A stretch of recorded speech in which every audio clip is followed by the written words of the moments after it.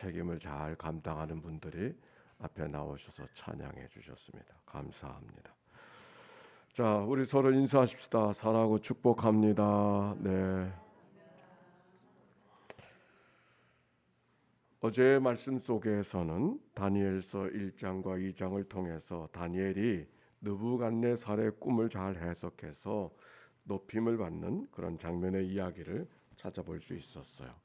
꿈이 뭐였어요? 큰 신상을 보았는데 머리는 순금이요, 가슴과 두 팔은 은이요, 배와 넓적다리는 노시요, 종아리는 쇠요, 그리고 그 발은 쇠와 진흙이었더라. 그런데 그 신상이 손대지 아니하는 돌이 나와서 다 멸하게 되었다라고 하는 그런 꿈이었었습니다. 이 꿈의 이야기는 나라의 흥망을 이야기하고 있습니다.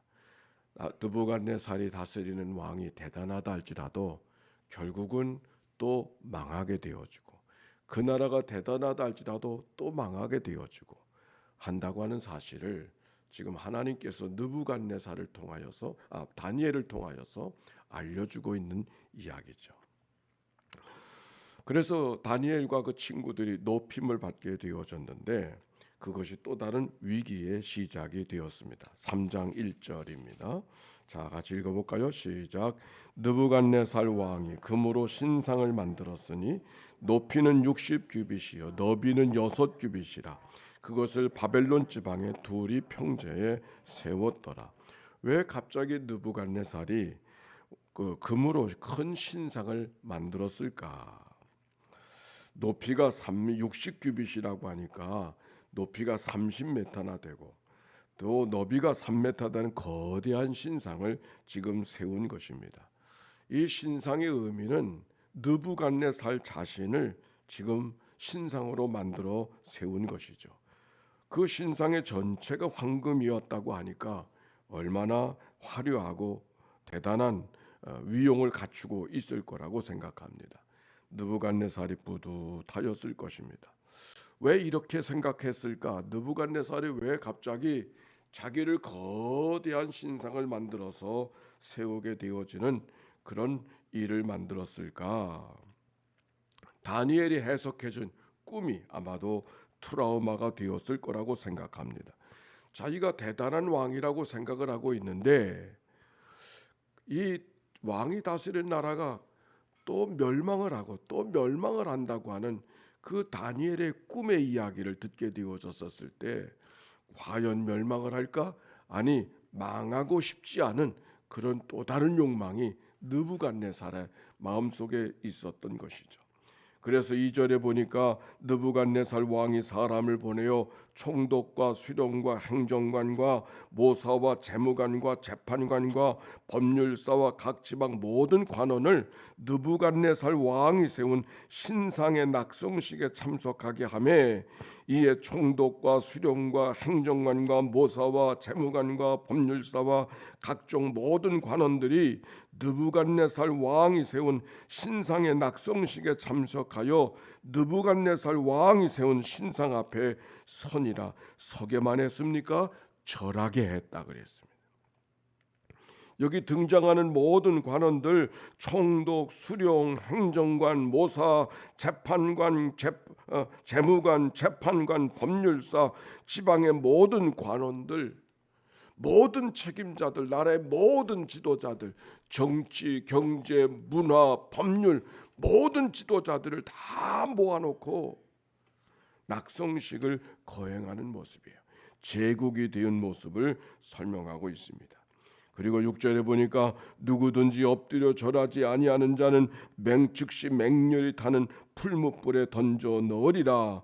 숭배를 거절하는 자는, 절하는 것을 거절하는 자는 즉시 풀무불에 던져 타 죽는 끔찍한 형벌을 명하는 이야기가 오늘 성경에 있는 이야기인 것이죠. 아마도 제국의 흥망이 자기가 다스리는 나라는 쉽게 무너지지 않을 거라고 하는 생각을 전 세계의 안팎에 과시하고 있는 모습이 오늘 여기 느부갓네살의 모습이었습니다. 그런데 문제는 다니엘의 친구들이 문제가 되어졌습니다. 지방 관리의 책임자로 가 있던 다니엘의 친구들, 12절에 보니까 이제 유다 사람 사드락과 메삭과 아벳느고는 왕이 세워 바벨론 지방을 다스리게 하신 자이거늘 왕이여 이 사람들이 왕을 높이지 아니하며 왕의 신들을 섬기지 아니하며 왕이 세우신 금 신상에 절하지 아니하나이다. 갈대아 사람들, 그 바벨론 본토 사람들이 바로 다니엘의 친구들이 절하지 아니하였음을 왕에게 고발하고 있는 장면의 이야기가 성경에 기록이 되어져 있습니다. 어떻게 해야 될 것인가? 아니, 느부갓네살이 하나님을 섬기고 하나님을 알았던 사람이 아닌가? 그런데 어찌하여 이렇게 변질되었는가? 우리의 신앙이 어제는 대단한 것 같아도 이렇게 변질되어질 수 있음을 오늘 성경이 이야기하고 있습니다. 아마도 하나님이 하나님인 것을 알고 있으면서도 진짜 하나님이 계시다면 한번 그 능력을 과시험하고 싶은 마음이 느부갓네살에게 있었기 때문이라 봅니다. 느부갓네살 신상 앞에 절하지 아니했던 사드락과 메삭과 아벳느고의 여정이 어떠하였을까? 16절의 말씀에 그렇게 기록하고 있어요. 16절 말씀, 사드락과 메삭과 아벳느고가 왕에게 대답하여 이르되 느부갓네살이여 우리가 이 일에 대하여 왕에게 대답할 필요가 없나이다.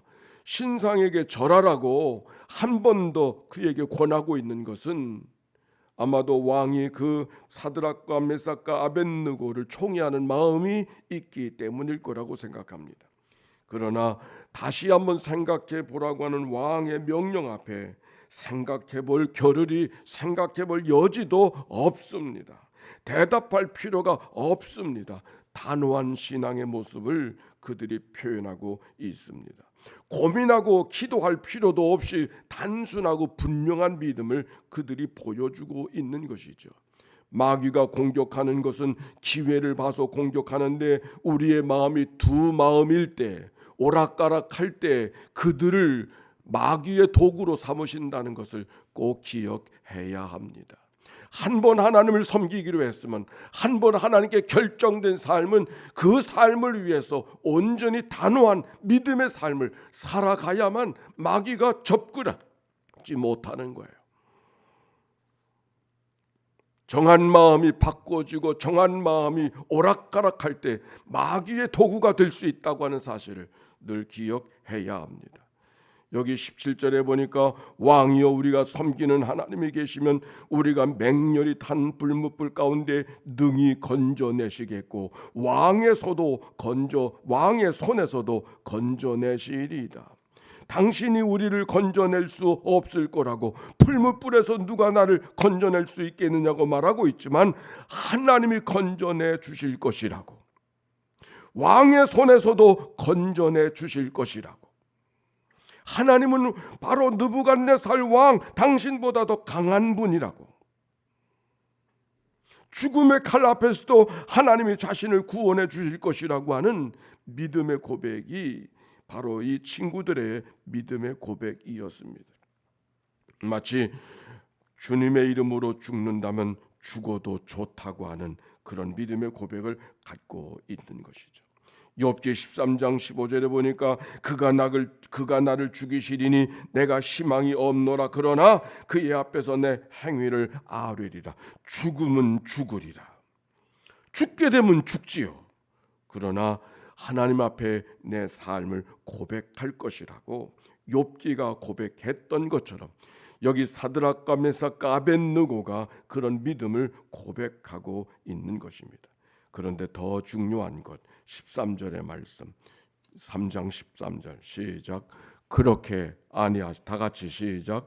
그렇게 하지 아니하실지라도 왕이여 우리가 왕의 신들을 섬기지도 아니하고 왕이 세우신 금신상에게 절하지도 아니할 줄을 아옵소서. 다시 한번 3장 18절에요. 시작. 그렇게 하지 아니하실지라도 왕이여 우리가 왕의 신들을 섬기지도 아니하고 왕이 세우신 금신상에 절하지도 아니할 줄을 아옵소서. 여기 그렇게 하지 아니하실지라도 풀무불에 내 생명이 잃어버린다 할지라도 내가 기대한 것이 기대한 대로 나타나지 아니할지라도 하나님이 하시는 일을 받아들이겠다고 하는 죽음이 내 삶의 결론이라면 그렇게 받겠다고 하는 이 믿음의 고백이 사드락과 메삭과 아벳느고의 고백이 옳습니다. 이 장면에서 믿음이라고 하는 것이 뭔가? 하나님은 이해하는 것이 아니라 어떤 경우도 하나님을 신뢰하는 것. 하나님이 하시는 일이 도대체 이해할 수가 없다고 어쩌면 이럴 수가 있느냐고 이해가 안 된다고 우리는 때때로 퉁명스럽게 이야기할 때가 있지만 여기 사드락과 메삭과 아벳느고의 믿음은 하나님을 이해하려고 하지 않았어요. 오히려 마지막 결론이 죽음이라 할지라도 여전히 나는 하나님을 신뢰합니다. 어느 것이 믿음이겠어요? 아니 어느 것이 믿음인가를 오늘 성경이 우리에게 이야기해주고 있는 것이죠. 겟세마네의 기도, 예수님의 기도를 기억합니다. 할 수만 있거든 이 잔을 옮기시옵소서. 그러나 내 뜻대로 마옵시고 아버지의 원대로 하시옵소서. 오늘 사드락과 메삭과 아벳느고와 일맥상통하는 그런 의미가 있지 않습니까? 1차 대전의 군목으로 일하고 있던 스튜덜트 케네디라고 하는 사람이 있었습니다. 치열한 전선에 나가면서 아들에게 편지를 썼습니다. 그가 이렇게 썼다고 합니다. 치열한 전장에 나가지만 아빠의 안전을 위해서 기도하지 말고 어떤 고된 일도 잘 당당하게 감당할 수 있도록 그렇게 기도해 달라고.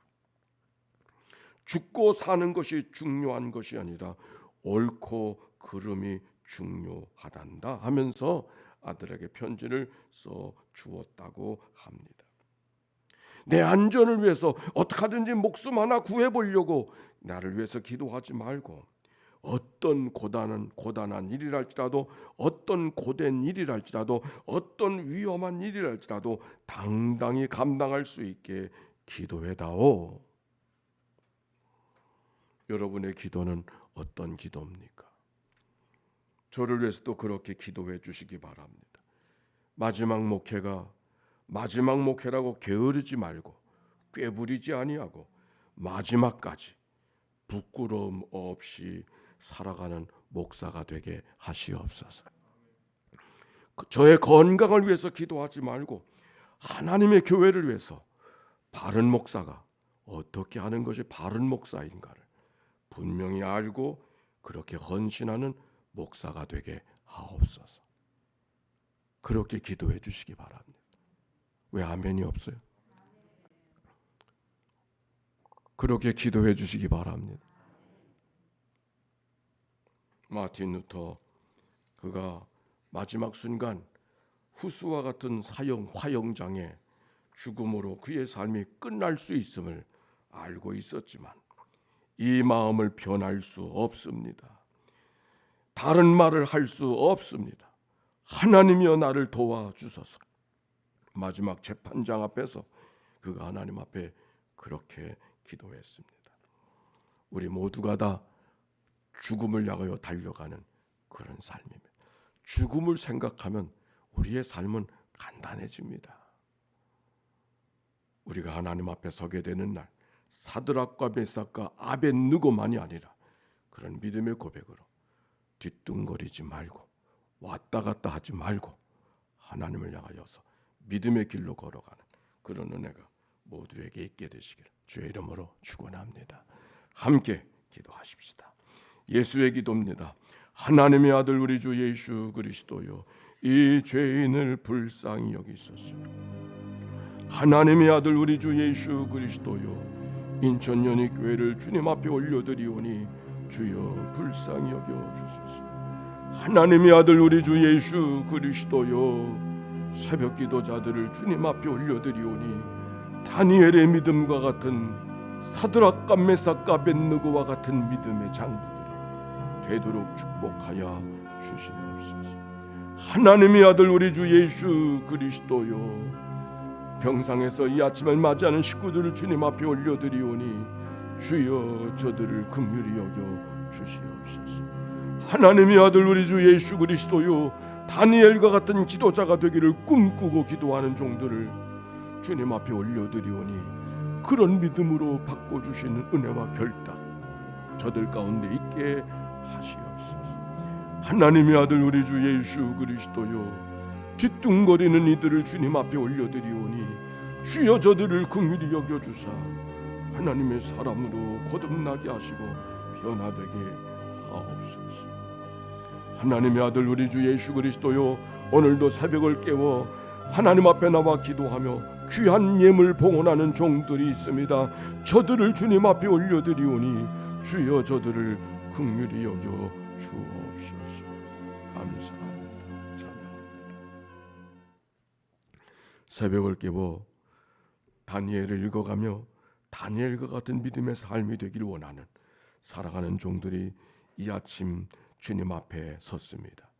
십자가 앞에 섰던 주님처럼, 불뭇불 앞에 섰던 사드락과 메삭과 아벳느고처럼 하나님 앞에 당당하게 서서 믿음으로 걸어가는 주의 백성들 되게 하옵소서.